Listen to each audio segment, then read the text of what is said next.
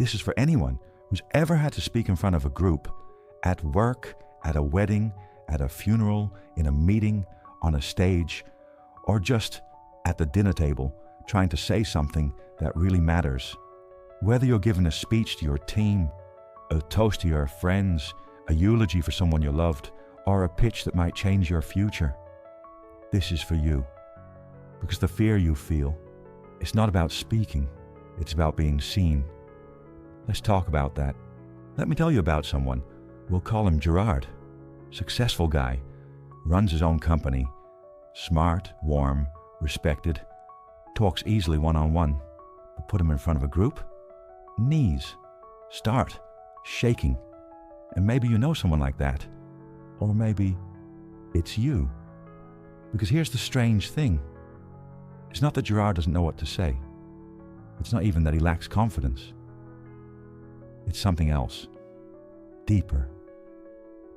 And if you've ever felt that flood of nerves when you had to speak, that moment of, what if I mess this up? Then you felt it too.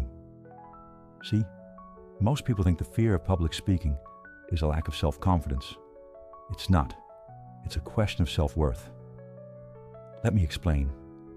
Self-confidence is about skill. What can I do? Self-worth is about being. Am I enough, even if I mess this up? Confidence says, I think I can. Self-worth says, even if I can't, I still matter. And if you've got self-worth, you can stand on a stage and forget your words and still feel whole. But without it, even a perfect performance feels shaky. Because here's the secret most people miss. People aren't afraid to speak. They're afraid to be seen. To stand there with your heart in your mouth, your voice not perfect, your message not polished, and still say, I'm here. This is me. And that's enough. And yes, I'll give you tips, techniques, tricks, practices that make it easier. But first, we need to talk about this, because without self-worth, you'll try to perform your speech instead of living it. And people can feel the difference. They don't connect to perfect. They connect to you. Not the flawless version. The real one. Let's talk. Then we'll build from there. Here's something I want you to remember. When you stand in front of a group, you're not just sharing information. You're sharing presence. And presence doesn't come from knowing the perfect opening line. It comes from knowing this. You are allowed to be there, even if your voice shakes, even if your hands tremble, even if you forget half of what you meant to say. You're still allowed. That's what self-worth gives you. It doesn't promise you'll nail the talk, but it does remind you you're not defined by how it goes. And that's the shift. You stop trying to earn your place and start occupying it. You stop asking, am I doing this right? And you start saying, this is who I am right now. Because let's be honest, you can learn every public speaking trick in the book. You can practice your pose, master your structure, own the stage. But if inside you're still hoping they'll like you, still hoping this will prove something, they'll feel that. And it disconnects. Not because you're doing it wrong, but because you're not with them. You're stuck in your head. And here's the wild part. You don't have to be impressive to be impactful. You don't have to be clever to be clear. You don't have to be fearless to be real. You just have to be you. Want an example? Think of a child. They're painting something messy, singing wildly out of tune. They turn to you and say, isn't it beautiful? And you don't evaluate the brushstrokes. You don't give notes on pitch. You just smile. Because it's real. It's them. And it's beautiful. Now imagine if you looked at yourself the same way. That's what real self-worth does. It doesn't wait for perfection. It recognizes presence. And that's what your audience is really waiting for. Not perfection, not polish, just someone brave enough to show up as themselves.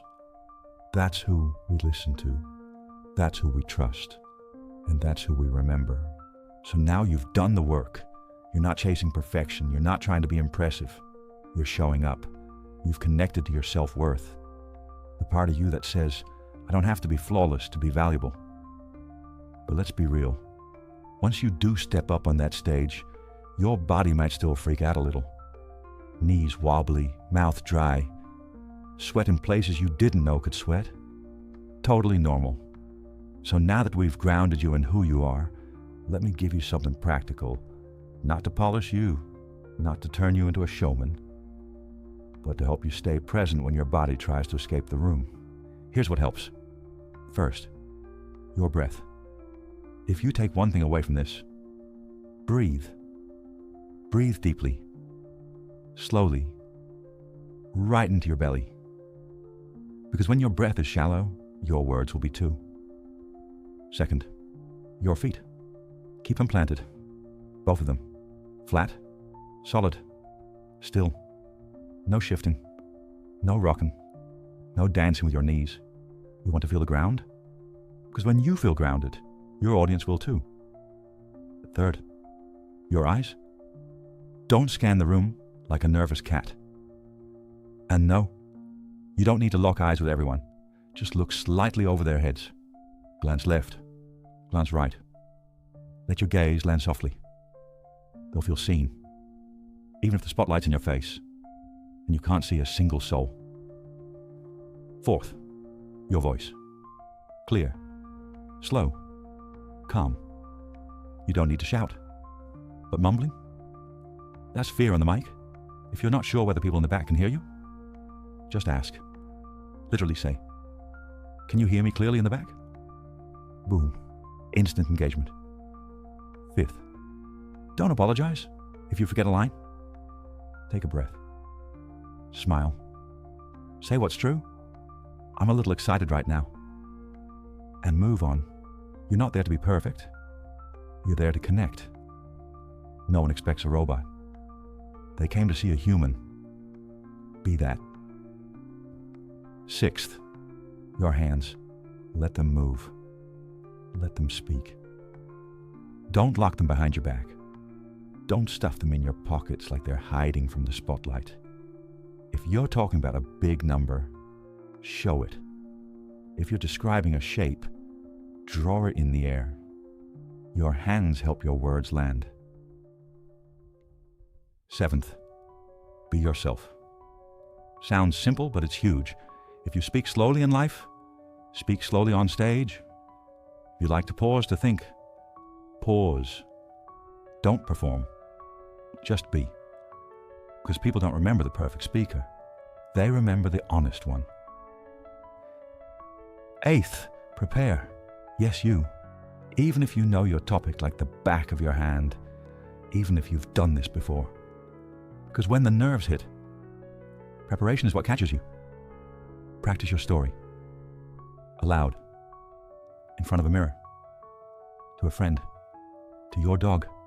Do it until it feels like telling a story, not giving a performance. Ninth, bring a cheat sheet. Yes, you're allowed. Write down your key points, slide by slide if you have them. Keep it simple. Keep it clear. And if you need to check it during your talk, say it. Let me glance at my notes for a second. Audiences don't mind honesty. They mind ego. 10th, invite them in. If the moment feels right, ask for questions. It breaks the wall. It makes you talk with them, not at them. Don't worry about having all the answers. You can always say, I don't know, but I'll find out. That builds trust. Not knowing everything isn't weakness. Pretending you do, that's where connection breaks. So no, you don't need to be a perfect speaker. But when you combine real presence with these small practices, you speak with confidence and clarity. You stop performing and start communicating. And that's when people really hear you. So now that we've talked about presence, about standing on stage without needing to prove anything. Let's talk about something that makes your presence unforgettable. Storytelling. Because here's the truth. People don't remember facts. They remember moments. They remember how you made them feel. Not because you had all the answers, but because you shared something real. And I should know. Let me tell you a story about one of my own epic failures. A good friend of mine, also a client, called me one day with a small request. He was nominated for a business award, but couldn't attend the event. He said, "Ben, you write all my speeches anyway. Could you go in my place and say a few words?" Of course. I said yes. 10-minute talk. No big deal. Except I had 0 time to prepare. But hey, I'm Ben. I coach speakers for a living. I've helped clients win pitches, win awards. I thought, I'll just improvise. I've got this. Spoiler alert, I did not have this. I stepped onto that stage with a bounce in my step and absolutely no clue what I was about to say. And wow, did I say a lot? Just not anything meaningful. I mumbled. I flailed. I went off on strange tangents about his business that didn't connect to anything or anyone. I was trying to sound smart, but it was fake. It wasn't me. And it wasn't him. It was a bad act. And I knew it. So after 4 painful minutes, out of the 10 I was supposed to speak, I did something dramatic. I put the mic down. And I walked off stage. Yup. I left an entire room full of peers and professionals in silence behind me. Outside, I laughed so hard I cried, because even the guy who teaches storytelling sometimes forgets what a story really is. And that is how I learned the hard way what most people don't get told. Storytelling isn't performance, it's presence. It's not about the perfect arc. It's about honesty. It's not about dazzling. It's about connecting. That night, I wasn't connected to myself, so there was nothing real to connect others to. So how does storytelling actually work? Simple. It starts with a moment that mattered to you. You remember how it felt, what it taught you, and then you build a bridge. A bridge from that moment to the heart of the person listening. You don't need fancy metaphors. You don't need perfect structure. You need truth. And when your voice matches the truth of your story, you don't need to shout. People lean in. So next time you have to speak, don't start with, "What should I say?" Start with, "What did I live through that taught me something real?" And then share that. Because a story, a good one, isn't told to impress. It's told to connect. And when you connect, you're not just speaking anymore. You're being heard. So next time you walk on stage, or just open your mouth in front of a group, remember, it's not about being perfect. It's about being present. It's not about dazzling. It's about showing up as you, with a story that matters. Because like I tell every client I coach, people don't follow your facts. They follow your feeling. And the quickest way to their hearts is through the moment you were brave enough to be real.